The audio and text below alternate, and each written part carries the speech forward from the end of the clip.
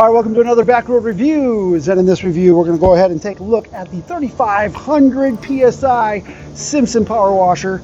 SIMPSON's one of the staple brands in the power washing industry, available pretty much worldwide, and why we picked this one over others is you can get the parts for it.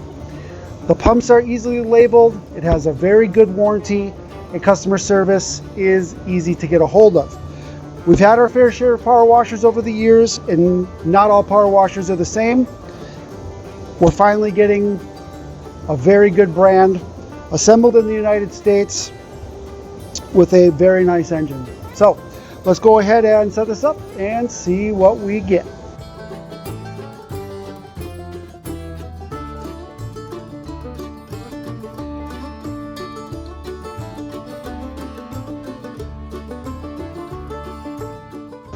So we have everything pretty much out of the package, installed the top. What's nice with this top is these rubber, the holders for the nozzles. These are rubber, these are an industrial rubber, not cheap plastic. I really dislike when manufacturers use the plastic clips to tie these in because they always break, especially if you're going to use it in like colder weather. You can definitely tell like the hoses have been, pre-bent. This is a higher quality engine. This is a higher quality unit. You can tell right away. Pneumatic tires, we're going to pump those up a little bit more. The frame is powder coated, really nice. The stoppers on the bottom are hard industrial rubber. So very easy to maintain. And should you need to drain the oil, you got a outlet right here. So you can drain it right down through the frame. It won't be too messy. Exhaust has a really nice heat shield. At the air filter. This is a carbureted unit. It's not fuel injected. So very nice. This is the pre-filter is not oiled. So I don't remember if the manufacturer recommends oiling the pre-filter or not. But if we look inside here, there is a little bit of oil. It is pre-oiled a little bit. There's a little bit of oil in here. It's not like, if you're running motorcycles and stuff, you know what pre-oiled is, like tacky pre-oiled. This isn't it. But it is lightly oiled though. I can feel it. So there is an oil. The O-ring looks like it's in good shape. So again, very easy to maintain. The numbers for replacements of filters is easy to find. Not going to be searching around for it, so that's good. Now with this unit, you can go up to 10% ethanol. Highly discourage that, guys. Do not run ethanol in any of your small engines. I know it can take up to 10% of it. But what they usually don't tell you is the molecular bonds of hydrocarbons in gasoline tend to break apart after 2 weeks. And when I went through the AMSOIL school as well as the B3C fuel solutions stuff when we sold that stuff, and the molecular bonds of gasoline start to fall apart pretty much right after it's made. So when you drain this unit, you're going to want to run it dry, so you don't want to have any fuel in the float bowl. It will make this thing last a ton longer.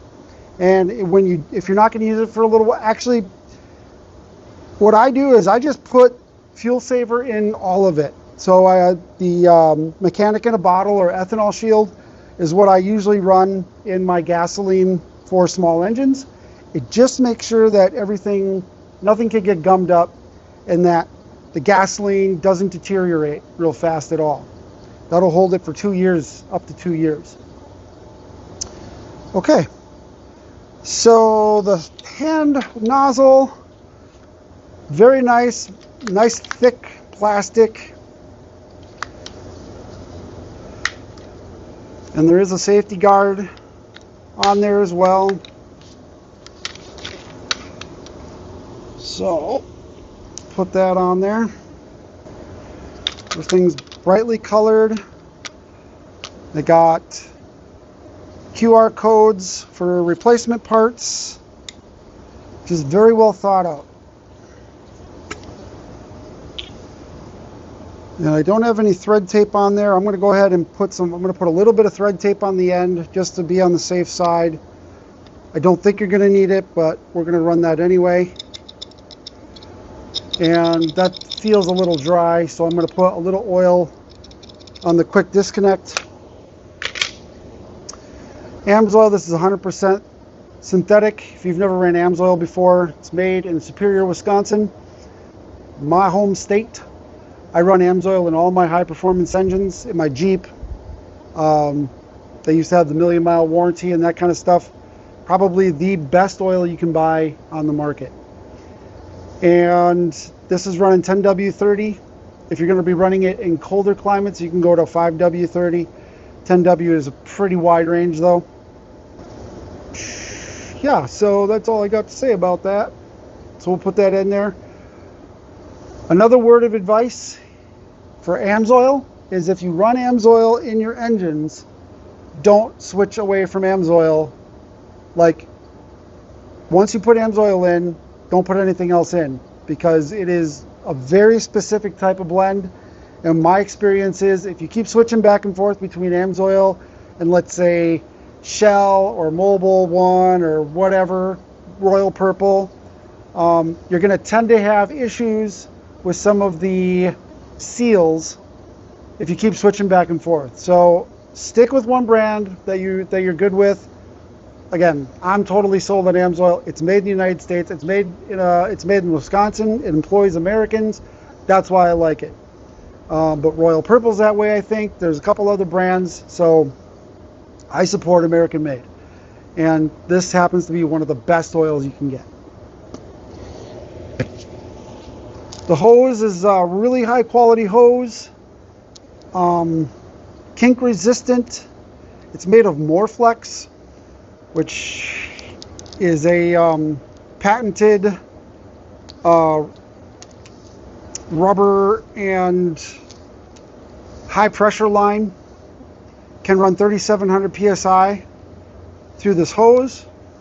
So you got a little extra on top of what the unit is rated for. Nice strong handles and double O-rings.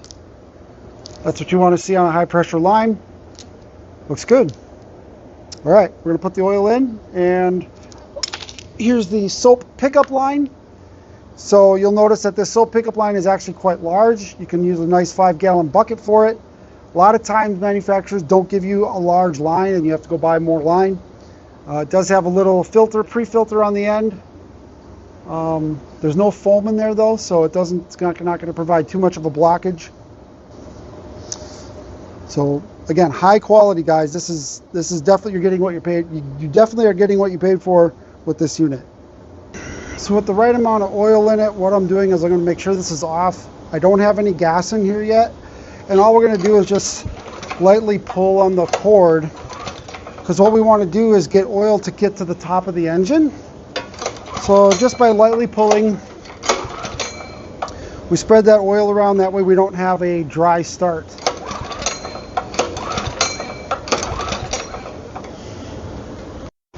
All right, so before we put the fuel in there, again, we wanted to put a splash of the mechanic in a bottle in there.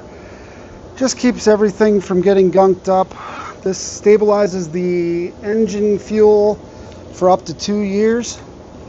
And if you're running it in an engine that is a little gunky, it can decarbon and get rid of a lot of the residue or varnish that's inside of an engine. I typically just treat all the gas cans with it, kind of set it and forget it kind of deal. And okay. More. It doesn't take much. The stuff can go a really long way when you properly measure it. And if you put too much in, it's not a huge deal either.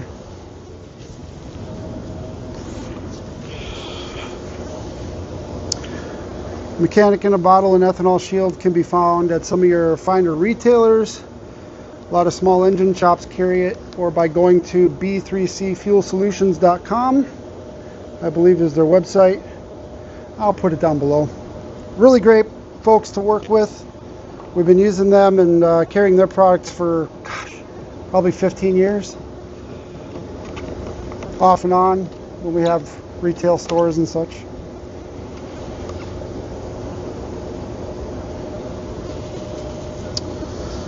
I'll shake that up.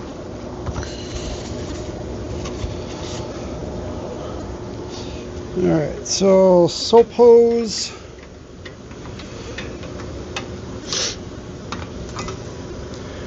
And on the top here, the low pressure hose.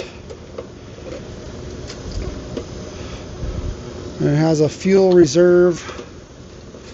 So if I pull this out, I'll show you the pre-filter. And in the pre-filter, there is a red line that says fuel level. Do not go above that.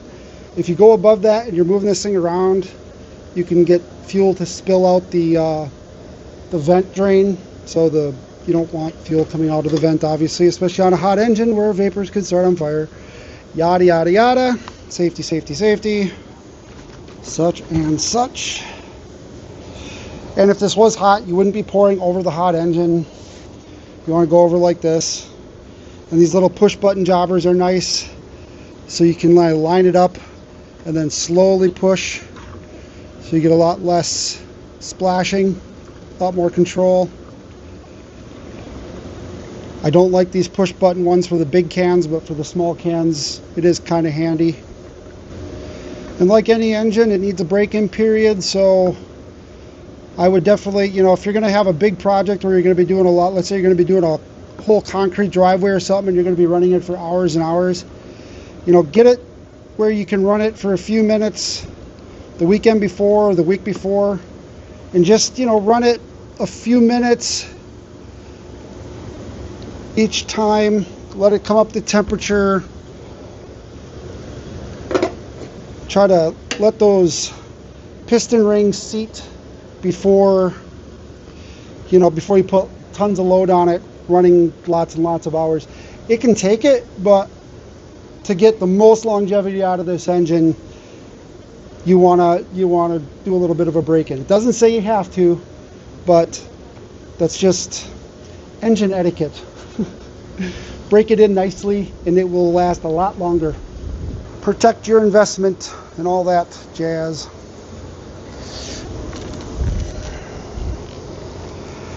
That's really tightly wound. Some of this hose, we're going to unwind it, get some of the memory out of it.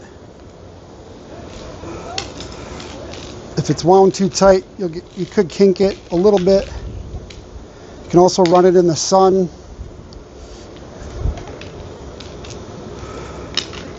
I find just taking some of the loops out makes it a lot easier.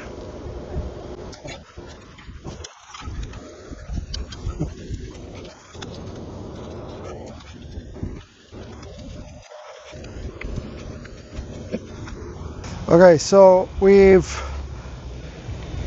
hooked up our line, pre-ran all of the gunk out of the hose. So this is clean water coming out of here. And to prevent vapor lock, we're going to hook this up and run it without the power first. We're going to run all the air out of the system before attempting to start it. Alright, we're going to let this run a little bit. We want to get all the air out of that pump if we can. So you don't want to have an end on at all. You just want to let it run. So So we got plenty of oil, we got gas. Let's turn the gas on.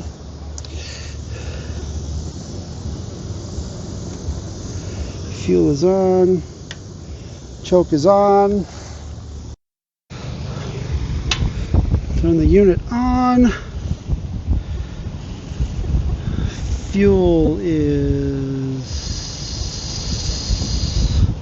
on. Choke. We have the choke off. Let's see if we need any choke.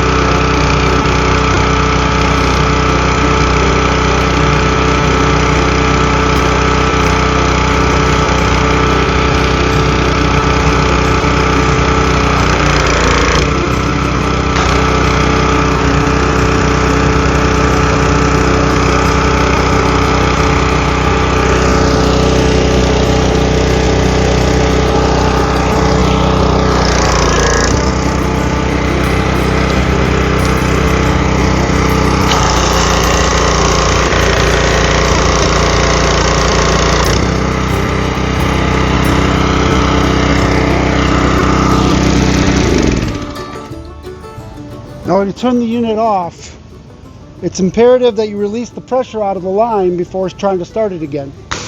So we let it run for a little bit. We're going to let it burn off some of the paint off the exhaust. I'm going to get the first things ready to power wash. Ooh, I'm so excited.